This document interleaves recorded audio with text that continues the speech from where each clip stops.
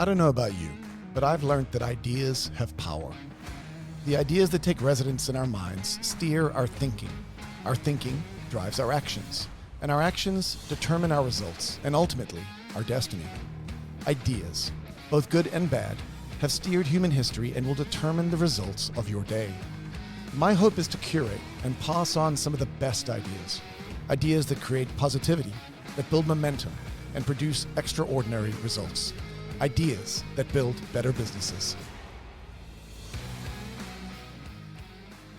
So it's Saturday morning and I'm at a coffee shop, Northern Vessel. Have you been there? No, I have not. And I'm with Caden because this is our ritual. Sometimes Ashton's with us, sometimes he's not. But we do 3 hours of jiu-jitsu Saturday morning and we break our fingers and our bones and everything in between. And we go have coffee. And then we go have very expensive coffee at Northern Vessel. And there's a young guy that's always there. He's a young, very young, 20-something, budding graphic designer. Yeah. And so he's always sitting in the coffee shop. He's always there every time we go. And I think it's his way to drum up business. He hangs out there. And he's done some graphic design work for Northern Vessel. So it's one of his clients. And I remember being him. I remember having time on my hand, but pretending. Like, not pretending. Fake it till you make it. Oh, yeah. You got to put out the vibes. And, and anyway, he knows Caden. Caden's been hanging out there a lot because he works across the street at the...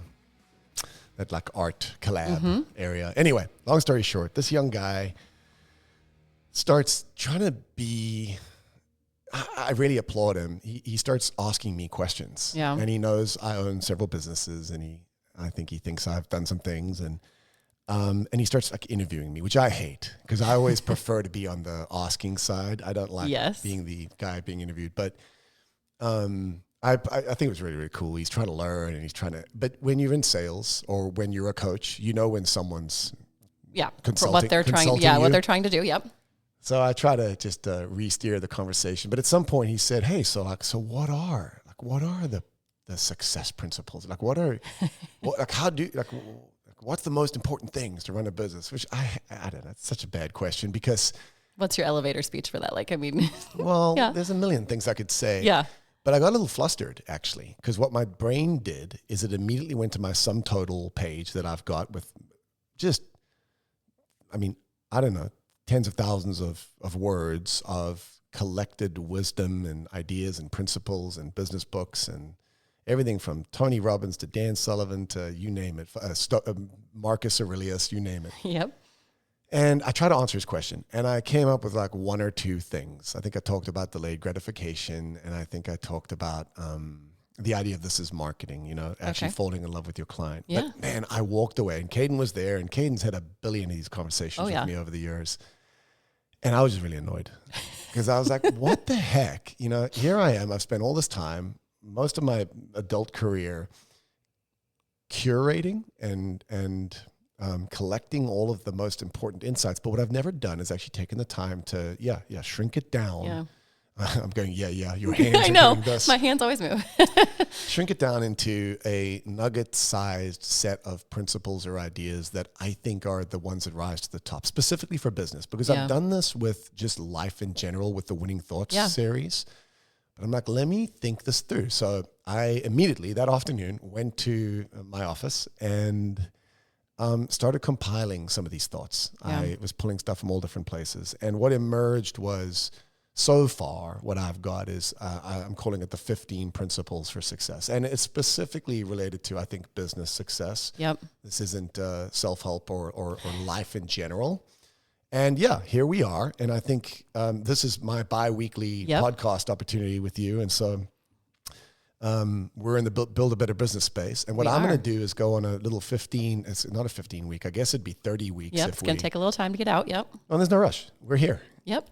But for anyone listening, my goal is to share these 15 principles. And just like all of the stuff, it's when I started with Winning Thoughts, it was real vulnerable because I'm like, who am I? Like, I don't know what I don't know. But here's what I do know. I do know that I'm just a student of wisdom and knowledge, and I'm more deliberate about that than many people. And so I've compiled a bunch of stuff. I didn't come up with it. I didn't make it. And there's just a bunch of timeless wisdom in the world. And so, Yeah, I'm going to be sharing our 15 principles for success, and today's principle number 1, and you're here, my poor get to hang out. willing accomplice and victim, just to help me think these through. Yeah, no, I'm super excited about these. I feel like it is, like you said, compiling, and then we talk a lot about wringing the towel. Like it's just kind of sharing what you've learned and how you've grown. And these are things that, I mean, we talk about with a lot of our entrepreneurs and our realtors. And yeah, I think this is going to be awesome. It makes me excited actually for the next 20 years. I'm 45 now, soon to be 46. And maybe this is a different podcast, but there's chapters, right? A gathering of information. And I really am passionate about sharing some of the stuff that I think has helped me get to where I am. Yep. I'm not done. We've got lots to do still. But I have figured out a couple things, and it gives me joy to share those things. Absolutely. So, same. Can I give another disclaimer? Yeah. We're on principle number 1. Yes. It's called want what you want, create value to get it. Want what you want, create value to get it. And here's my disclaimer. This is one, a lot of these thoughts you've heard me talk about in different ways before. Absolutely. Some of them I've just never shared because they're, I don't know if the right word is more personal, or I'm still wrestling through them, or they're ideas that I've just never taken the time to articulate. I think this is one that I've never articulated, and it's partly because I'm still in process on this, but I think it's number 1 for a reason, and I think it's incredibly impactful, and I don't think everyone is going to get their heads wrapped around this when I say it. I think that some people will hear this and go, what the heck are you talking about? Yeah. But I believe that if for an entrepreneur, for a driven, motivated individual, this principle, getting this in your head at a philosophical level, is sort of like the beginning linchpin game changer of embracing the world of business growth. Yeah. And so we're going to start with principle number 1, want what you want, create value to get it. Are you ready? Yes, I'm ready. I'm excited. I'm really grateful for you to be the sounding board on these topics. This is super fun. Okay, so, and we got a white page on this, so you can read this principle beginning to end. And I think we're actually going to be releasing these with some executive summaries and then even reflection questions. Yeah. And so, check out the resource, read the white paper. It's just 3 pages of copy, but I'm just going to ignore that for a second and just talk through the idea. Yeah. And then, just jump in, right? Yeah, absolutely. Tell me what makes sense and what doesn't. So here's the idea. Let me start at the top with the problem. I don't know if this is just a Midwest problem. I know it's not, but I know it's particularly true in the Midwest. Yeah, I can see that. I do it, and I know a lot of people around me do it. I see everybody do this. You buy a nice pair of shoes, and you wear them to the office for the first time, and someone's like, ooh, nice shoes. Oh my gosh. And if you were on the East Coast, or the West Coast probably, the first thing you'd say is, designer. They're designer. Mm-hmm. And you might even say, they were $300. But if you're in the Midwest, the first thing that comes out of your mouth is, I got them on sale. I only paid $13 for these. 100%. We have to explain and justify and apologize for the things we get. And it's maybe Midwestern niceness. It's maybe modesty, or it's a lot of things. But whatever it is, at the root of it is a sense that the things that we want and the things that we get are something that we have to somehow justify or apologize for. Yeah. And I'm going to suggest to you at the top that's a broken neural pathway. It's a broken thought. And I think the roots of it come from a couple of ideas about how the world works, broken ideas about the world, which let me just start there. Fundamentally, I think that we've all bought into a lie, and that the lie is that, and you hear this said more and more, especially in our society right now, anyone that's at the top, anyone that's got millions or billions, what dead bodies did they climb over? Who did they step on to get there, for sure? Who'd they cheat, who'd they steal, who'd they take advantage of? And I think that's just such a tragic lie. And so I think response like that. It hurts that it's a natural response to say that.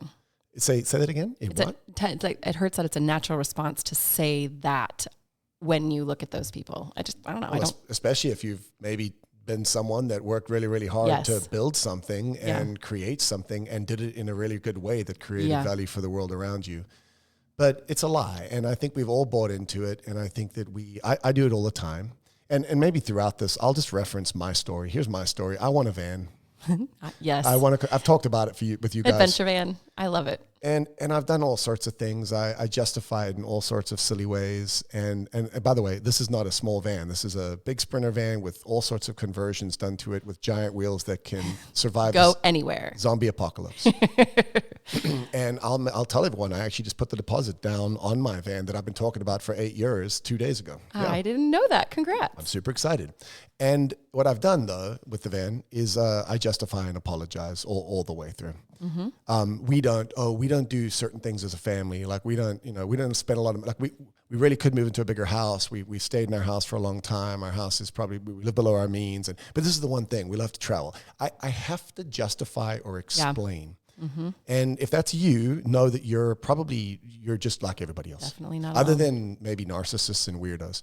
We tend to do it because we're good people, we're nice, but we've bought into a lie. And the lie is that it's wrong to want what we want.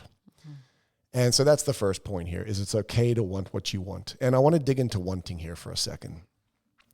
I heard this first from Dan Sullivan. I think it's a really, really beautiful. So wanting versus needing, and then wanters versus needers. And I might actually have to reference the paper for some of that information. But like wanting, well, let's start with needing. Needing is what we've really has been normalized in our society. Oh, 100%. Yeah. We're a very entitled and needy society. And if something's a need, I mean, we started with the Declaration of Independence, and we started with we have the rights to pursue freedom and liberty and happiness. And somehow along the way, that became a right that we're entitled to have all those things because we're a wealthy nation, and it's been 300 years of this experiment. But now all of these things that we have the right to pursue have become things that we have the obligation we deserve right to them. have. Yeah.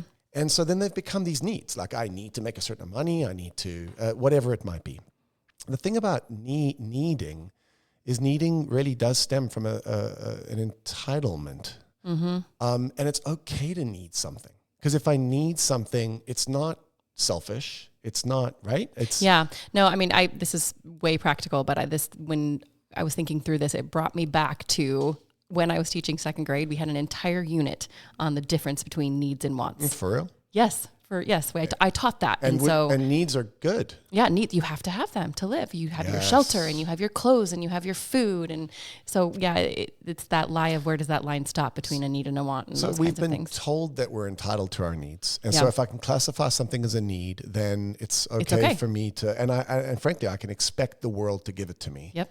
And if I don't get it, then something's wrong with the world. Wanting is different. Wanting is fundamentally different because the world doesn't owe you what you want.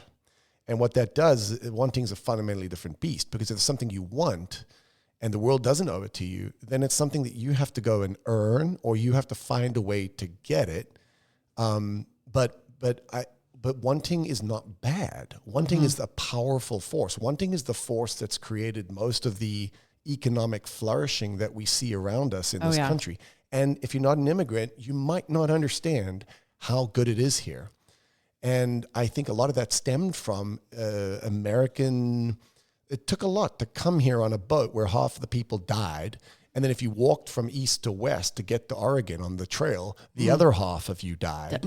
And the remnant was a bunch of tough SOBs that were willing to do what they needed to do to get what they wanted. And it wasn't need. They didn't need to walk west. They didn't need to get on that boat. They wanted a better life. Yes.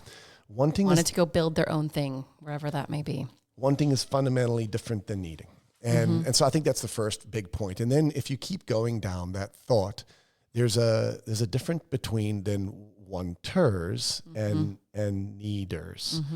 And I'll drop a little nugget on this. When I talk about this, it sounds like maybe what I'm talking about here. Wanting versus needing is about two different mindsets. Entitlement versus sort of a growth mindset. Yeah. Wanters versus needers. It sounds like I'm talking about groups of people, but I think I'm actually talking about two economic systems. Wanters, I suppose you could call it a form of capitalism. Right. And I suppose you could call needers a form of an entitled society. But here's the four differences real quick. Wanters, it's internal versus external. I have an internal drive. There's things I want to do, things I want to accomplish. Needers are people that it's like, well, society's told me that I need to have this much money, or society's told me that I have to have this kind of house, or society's told me I need to accomplish this much in my life. Almost like very comfortable with like the status quo. I mean, in that space, do you think? It's status quo when you achieve it. Because if the intrinsic motivation is from outside of you, then once you get to the thing that society said is what you need, the drive goes away. Yeah. Mm-hmm. And so there's really, I hate to say there's two different kinds of people in the world, but let me put it this way. Top performers in the world. There's a pattern that you see in the top 1% of performers in anything, sports, business, whatever it might be. They're internally driven versus externally. Yeah. And I think that's wanters are internal. Mm-hmm. The next is freedom versus security. What needers have is a desire to have enough to be okay. Yep. To survive. It starts with scarcity. There's not enough in the world, and if I can get mine, then I'm going to make it. But wanters are like, well, hold on. What could I do? What could be possible? What could I? They want to.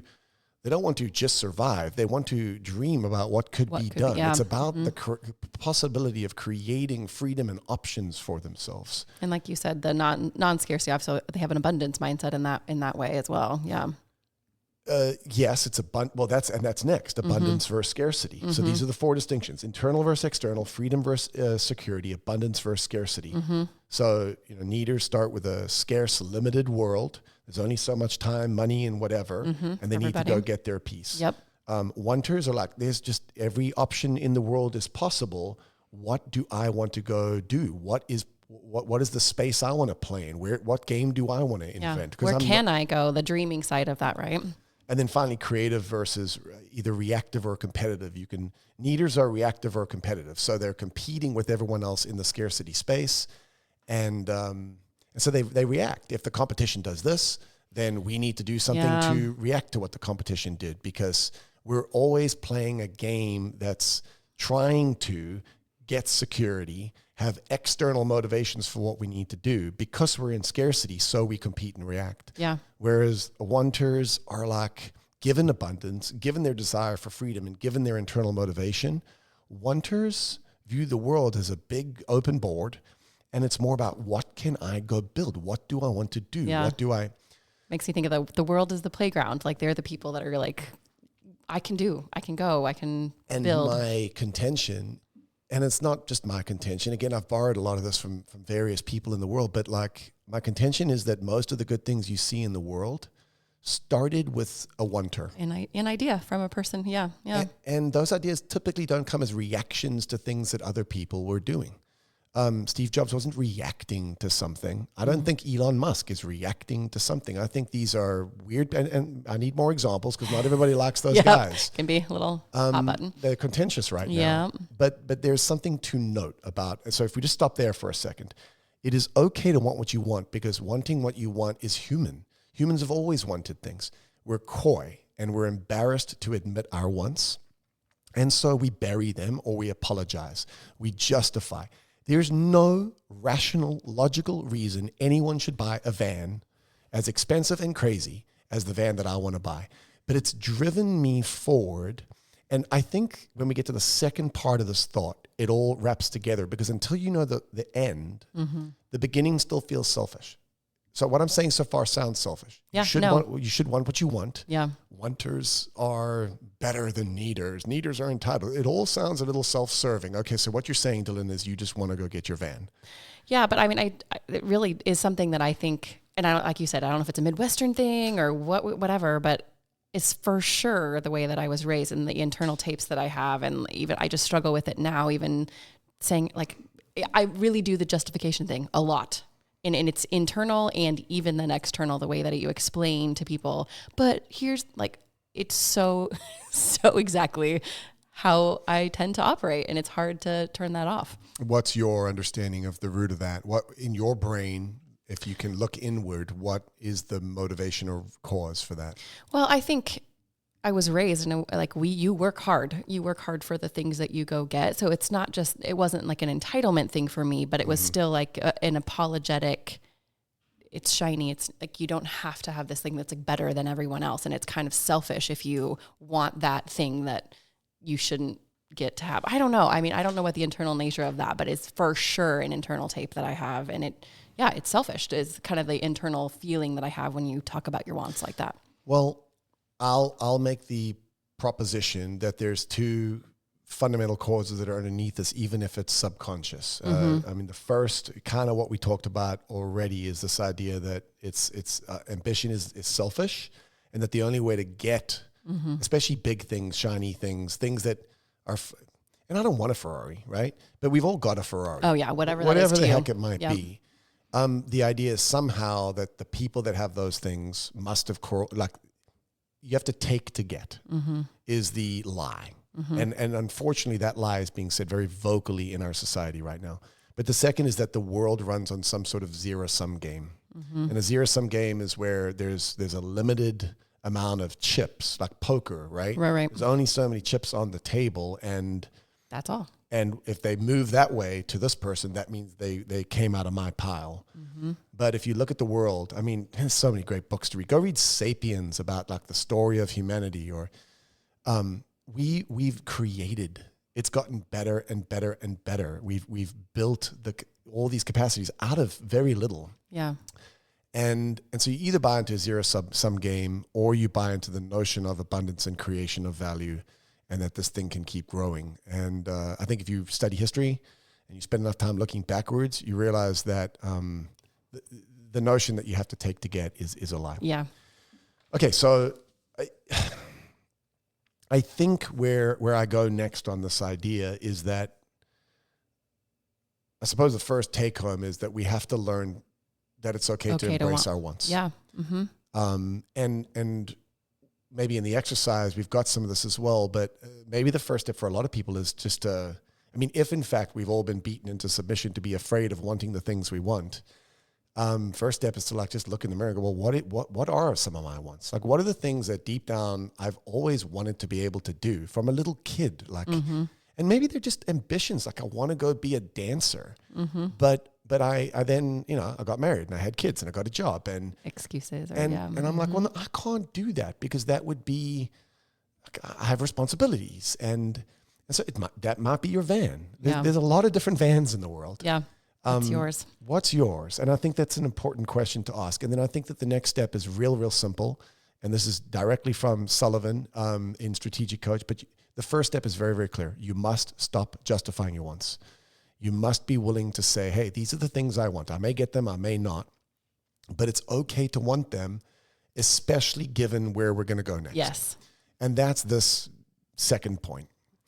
And that is that the world is magically set up in a beautiful way.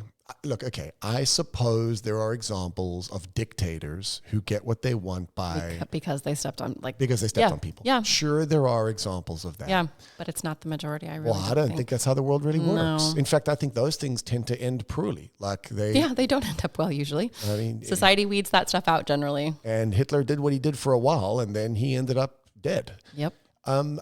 I think we've seen those and we've bought into those lies, but the truth is the way the world really, really works is all opportunity lies on the other side of value creation. It's real simple.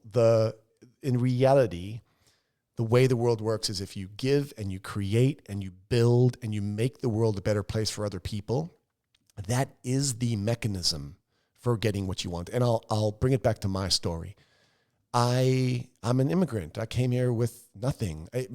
I had two little bags, and you know the story that my LLC, where I own my real estate, is called Two Bags, and I've done well. I've built several companies. We're doing great. We're having fun. Yeah, we are. And I have some freedoms in my life that I've changed my family tree. My family didn't come from the capacity to have some of the freedoms we have today. But the only way I've been able to do that, yes, there was grind and there was hard work, but there was a commitment to the idea that if I want to get my van, that's the metaphor. Yep. Well, I'm going to have to sell a lot of houses. But if I want to sell a lot of houses, I'm going to have to make a lot of agents want to work here and be happy and want to stick around and grow better businesses. But if I want to have a bunch of agents grow a bunch of businesses, I'm going to have a bunch of staff that want to help those agents build better business. But if I'm going to have a bunch of staff that want to do that, I'm going to have to find a way to provide a great trade-off of value for them where they love working here. And they enjoy they're growing and want to stay. And they're growing and becoming, and their personal goals and ambitions are being achieved. And so that means I've got to wake up every single day figuring out how to create value for my staff, for our agents, and for the clients that we serve. Absolutely. And in that engine of creation as a wanter, I'm viewing the opportunity for freedom and the opportunity for creation and the opportunity for abundance through the lens of value creation. The only way I'm ever going to be able to afford my stupid van is by finding a way to make the world a better place for people around me. Yeah. And when you buy into that idea, which is the opposite of a zero-sum game, which is the notion that I get what I want, increase happens through your increase. And, you know, I'm not going to put you on the spot, but your job, Anna's job, Vic's job, our agents, we've got a lot of beautiful stories of success and growth. And inside each of your worlds, there's another version of this, like you're continuing the same game into your circle and your sphere. Yep. But the point here is that it's okay to want what you want in a way because the only way you're going to get it in life is to create value for others. And when you close that loop and you understand that that's the, I don't know, like mechanism, that's the other, for me, it's like the other trigger that you need to then go back to the other one and unapologetically want what you want, because you know that like the good is like you're doing good in the process of doing those things, right? I think it's the thing that you need to hear to get to the other one where you unapologetically. So you almost need to start at the end and work your way backwards. Like for me, that's the way my brain works. Like when I hear that, I'm like, oh. Yeah, but why? Okay. I mean, that's really interesting. I think you're 100% right. Yeah. The psychology is once you know that it's through value creation that you're going to get your wants, then all of a sudden you're liberated to want them.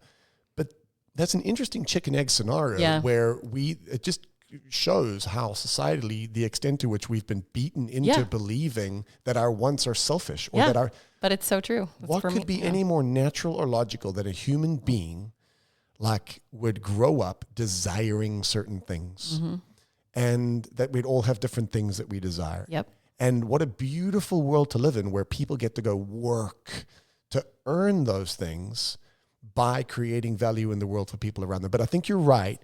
The loop has to be complete. I wanted to say it at the beginning. You almost need to understand this as two separate ideas. And until you understand the second, the first is going to sound contentious to you. Yeah. And it really is. Like for me, is like just even working through what you had written and kind of people can check out on this resource. Your reaction. My reaction is hard. It is hard for me to process that and work through that because I still do have a lot of those internal tapes. But when I get to the second part and I wholeheartedly believe in that, I mean, because of what I get to do every day, I truly believe that I work really hard to create value for our agents and like spending time with them and helping them build their better businesses. And that all comes back around. And so it's okay in that aspect, but it's hard for me to do the other way around. And I think some of us struggle with it more than others. I'm going to be honest. I read a little book called Want What You Want it's like a little graphic book by Dan Sullivan, probably 13, 14 years ago. And so I've been wrestling with this concept for a decade. A long time. And I think when you read this for the first time, yesterday? Yeah. And I've never shared this concept with anyone. And your reaction, I think, is what most people's will be. I think the first part of this, most people will be a little, it just sounds a little icky. It sounds dirty.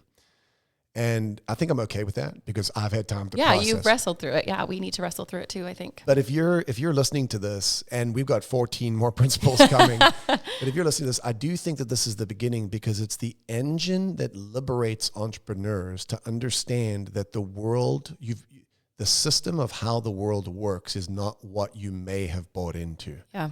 Or even not even realize it. Like to me, it's like an internal subconscious thing that I can't even explain, right? Which means the first thing you need to do is dig it out from underneath your soul and ask yourself the next time you apologize for wearing a new pair of white sneakers that you say, yeah, my old ones, I wore them into the ground and they're just so ready that the soles were falling off. What are you talking about? You bought I wanted a new pair of shoes. Yep. You have the right to want a new pair of shoes. Now, if your credit card is maxed out and you didn't work to create value for people and build a better world, so maybe it's not maybe you should be barefoot. But normally that's not the case. Normally we're just guilty. We're guilty, and we've been painted into a corner of feeling like our wants are icky, and they're not. They're not icky. But that leads me to my final thought. Yeah. which is, I think, written in the white paper, and I think it's worth thinking. So this whole thing's a mindset shift, right? Yep. That's what I'm really talking about. And I think what I'm discussing here is two different fundamental, foundational economic principles for how the world works. Wanters versus needers. It's okay to want, because the vehicle for achieving your wants is going to be through giving. It's a mindset shift. And when you turn that key and you get it, and it happens slowly, and you probably have to fight it the rest of your life, because I'm still fighting it. But slowly but surely, I think that liberates you to go and be a builder, go and be a creator, go be a wanter, and make the world a better place. But the final thought here is then, and I heard this on a podcast a few weeks ago, and I think it was one of my new favorite phrases. Do I want what I want to want? Yeah. So it's okay to want what you want. Go make the world a better place. You'll get it. It's beautiful. Yep. I'm going to get my van here probably early next year. But it is worth, once you cross that bridge, looking in the mirror and asking yourself, okay, but are my wants in alignment with my biggest wants, right? Yep. Because there's a lot of wants that you can have along the way that are just impulsive. So want what you want, but ask yourself, do I want what I want to want? Yeah. Meaning, is it lining up with the my core bigger values, end game in mind? Yes, and who I want to be one day when I'm 70 and looking back on my life. It really made me think of Lifetime Extender. It really did. I just feel like that's something that I need to brush off. I haven't been good at looking at that since, I did it, the first time you taught it in the Ankeny conference room, probably 6-7 years ago. And so that was what I thought of. That was what I thought of first. I was like, whoa, I need to look at that. Well, that defines your ultimate wants. Yes. And the funny thing about the Lifetime Extender and looking at the end of your life and figuring out your ultimate goals is pretty much almost everybody's are around the same. Oh, yeah. There's something profoundly wise about being 90. And you realize what really mattered. I think we all land in the same place. We want to have led a good life. We want to have children that are a family that we love, and we want to have passed on a legacy. We want to have created good and cared for others, and so we all kind of land in the same place there. Yeah. But we do have different ambitions along the way, and so my short-term wants might get in the way of my actual 10-year wants, right? Absolutely. Okay, I think that's the idea. What's your reaction to the whole thing, real quick? Yeah, I think, like I said, I am definitely still working on this internally, I think, for me. You're so selfish, right? Apparently. No. And I think that for me, some of the things that we're have people maybe work through on the exercise, it was really hard. I think I said that to you before we started recording today. I was looking at that going, gosh, do I want what I want to want? And what do I want that I'm not voicing? My brain was just really turning, and I was really struggling with it. And I know we've also said some of that has to do with me being a 9. And so kind of just being that peacekeeper. And do I want anything? I know. I'm like, I'm good. I'm good. I just get to come to work and help people and do my thing. So yeah, it's an interesting one for me that I do struggle with just in general. So yeah, no, I'm excited about everything else we get to do too, but this one is definitely one of the newer ones that you haven't shared as much. So I'm definitely still processing, I will say. I think we all are. And so I'm interested to see if this idea resonates with people or not. I think it will. Oh, yeah. But it might take a minute. And so I knew I was taking a slight social risk in sharing this one first. But maybe it's a part of vulnerability. And I think maybe the things that have been most impactful and liberating for me, I want to make sure that I do share. Yeah. I don't think most people in our company view me as inherently selfish or... Absolutely not. I don't live a super flashy life, but there's certain things I just really, really like. I really like a good bottle of red wine. I really like traveling with my family. Same. I really like the van. and here's the thing. I'm going to go get them. Yeah. And I'm not going to apologize anymore. I'm going to work my rear off to go and achieve the things that I want to achieve in life because I deserve it. And I don't deserve it because I'm entitled or because I need those things. I deserve it because I'm going to do it in a way that lifts up people around me. Yeah. And if I don't get that done, then I'm not going to be able to do it. Yeah. And I think there's something beautifully freeing about that. I would challenge everyone to go, audit the things that maybe you've suppressed. Yeah. That you actually do want. What are those things? And then turn them into fuel. Turn them into fuel for the creation of value in the world. And then go and build the life that you want. And do it in a way that everyone around you is glad. Gets to win too. They're grateful. They're grateful that you wanted the thing that you wanted and that you ended up getting it, because while you were getting it, you built something cool and meaningful for them. Well, yeah. And I would say the two things for me, like the most liberating thing that you said today too, is that you read this 13 years ago and you've been wrestling through it. So like that makes me feel a little better. Like, okay, I can do this. And the second thing would be responding to you. Like, I am super excited for you and your, I mean, but honestly, like I truly want you to have that because of the impact that you've had on me and this company and those kinds of things. So hearing it that way too is also, I'm like, oh, okay. Yeah, totally. It's easier to see this in somebody else and go, yeah, that's what I would want for them.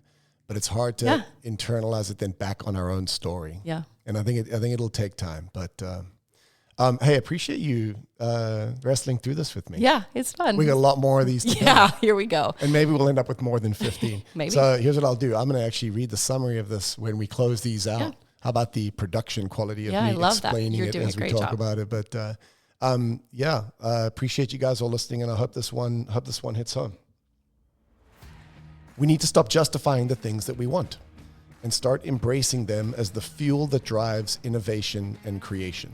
When we generate value for the world around us, it gladly rewards us, making our wants possible. It's okay to want what you want. You just need to create value in the world to go get it. Appreciate you guys. Good luck.